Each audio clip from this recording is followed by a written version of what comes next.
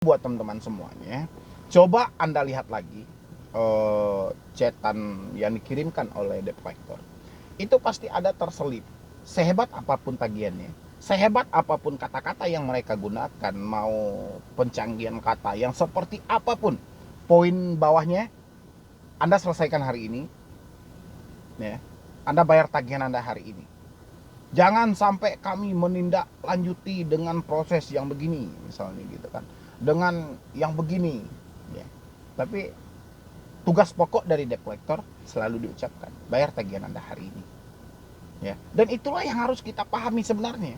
Jadi poin yang mereka lontarkan kepada kita tentang segi ancaman, teroran, itu cuman penambah suatu, kayak orang jual obat lah, yang pakai dukun-dukun yang di pasar-pasar yang lagi jualan obat itu kan berbelit itu, ini orang akan dipotong kepalanya, ya, atau manusia dimasukkan ke dalam keranjang, ya, nanti dia akan berubah menjadi harimau misalnya gitu kan. Padahal poin mereka mau jualan obat itu, tapi mereka sengaja berbelit, ya, untuk mengelabui pikiran Anda dulu, untuk kayak mana supaya Anda benar-benar yakin tentang sebuah produk yang mereka tawarkan nanti, berupa obat lah, nanti kalau asam urat, pusing, ini segala macam, ini obatnya bu, ya. Kalau di sana kita jual sekian, kalau di sini udah ganti aja segini kan. Biasa kita nemukan hal seperti itu, ya. Jadi kita balik ke debt collector, hal serupa juga sama gitu loh. Cuman penggunaan kata-katanya aja yang berbeda.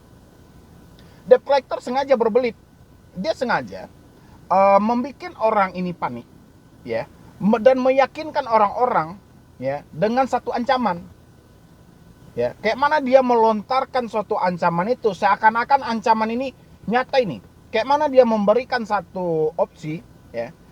Seakan-akan itu adalah hal yang sebenarnya yang akan terjadi. Ya. Makanya saya ambil contohnya dengan kayak orang jual obat tadi. Dia ngomong begana, ngomong begini, tiup mic-nya, dia niup mic aja itu berkali-kali itu. Ya, seakan gemuruh entah kayak mana gitu ya. Dia mencoba meyakinkan Anda bahwa ini benar, bahwa ini fakta, belilah obat ini. Ya, kalau Anda analisa kembali, apa hubungannya orang yang misalnya dijadikan harimau misalnya gitu, orang dalam keranjang itu, ya, dengan obat yang dia jual itu obat wasir, asam urat, misalnya nyeri sendi ataupun apa hubungannya coba? Sementara orang yang dia sulap dalam keranjang tadi itu entah jadi apa kita nggak tahu gitu loh. Yang jelas tidak ada berhubungan dengan obat yang dia jual, ya. Dan begitu juga dengan DC ini. Mereka mencoba berbelit.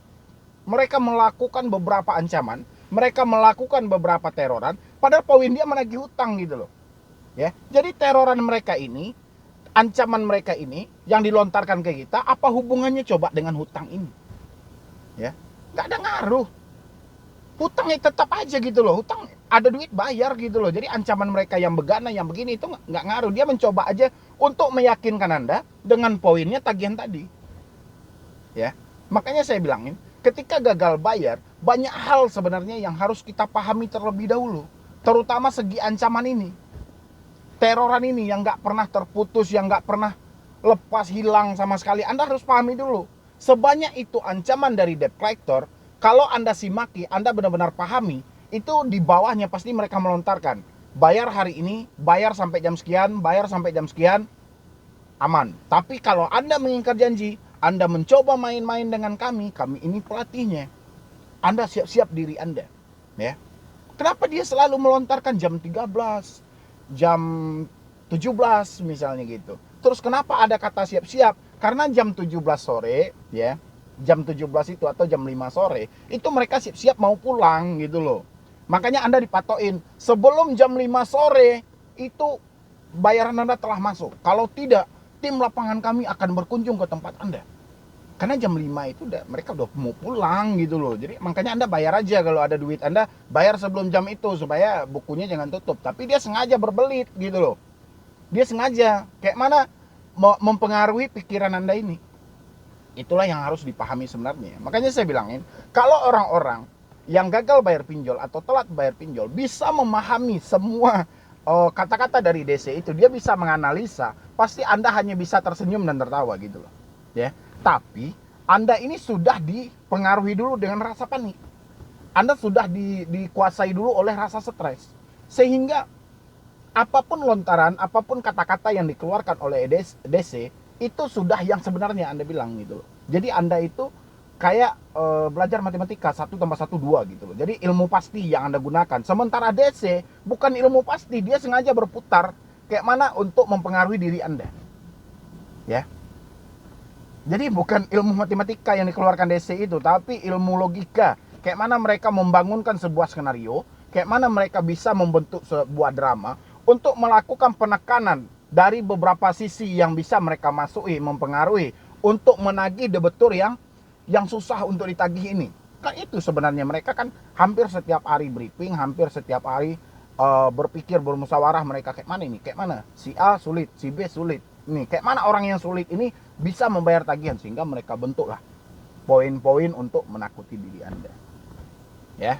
Jadi simpulnya dari hal di atas, poinnya adalah ada uang, bayarkan, tidak ada uang persetan dengan ancaman, teroran ini segala macam. Karena di dalam setiap teroran mereka pasti ada tagihan.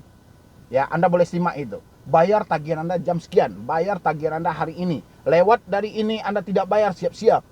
Kata siap-siap itu bukan buat Anda sebenarnya, siap-siap itu buat mereka, karena mereka entah mereka besok tidak bekerja lagi, atau mereka besok sudah libur, atau mereka siap-siap mau pulang. Kata siap-siap itu banyak, yang jelas bukan buat kita gitu loh. Ya, tapi sayangnya para debetur merangkul ke diri mereka, siap-siap itu buat mereka gitu loh. Ini yang rumitnya, ya. Jadi buat teman-teman semuanya, kurang lebih dari saya ya, mungkin pengetahuan yang nggak seberapa, yang sesingkat dari isi pemikiran, kurang lebih saya menganalisanya seperti itu, ya. Jadi menurut saya, apapun yang dilontarkan DC hampir sama dengan tukang obat yang jualan obat di pasar. Dia sengaja berbelit, entah apa sulap yang mereka gunakan, ya, yang tujuannya untuk meyakinkan orang-orang yang melihat. Dan begitu juga DC, mereka sengaja berbelit, bermain dengan kata-kata yang tujuannya adalah tagihan, kayak mana orang ini bisa membayar tagihan. Itu aja sih. Jadi nggak ada yang perlu Anda takuti sebenarnya.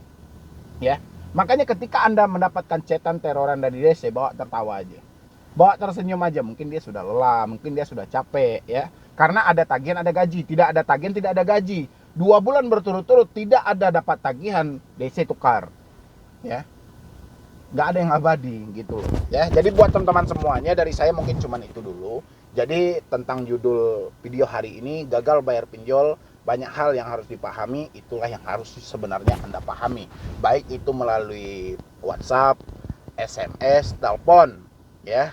Dan akan banyak lagi kelanjutan dari video ini, hal-hal yang harus Anda pahami. Nanti saya akan bahas satu persatu, tidak bisa sekaligus, tapi ini dulu Anda pahami.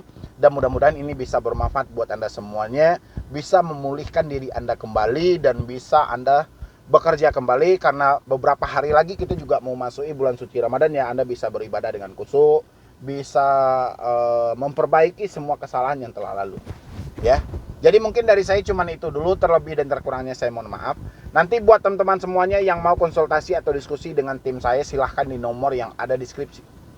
Atau Anda juga mau follow Instagram saya juga boleh @medibroni, ya. Jadi sekian dulu dari saya, Medibroni. Wassalam.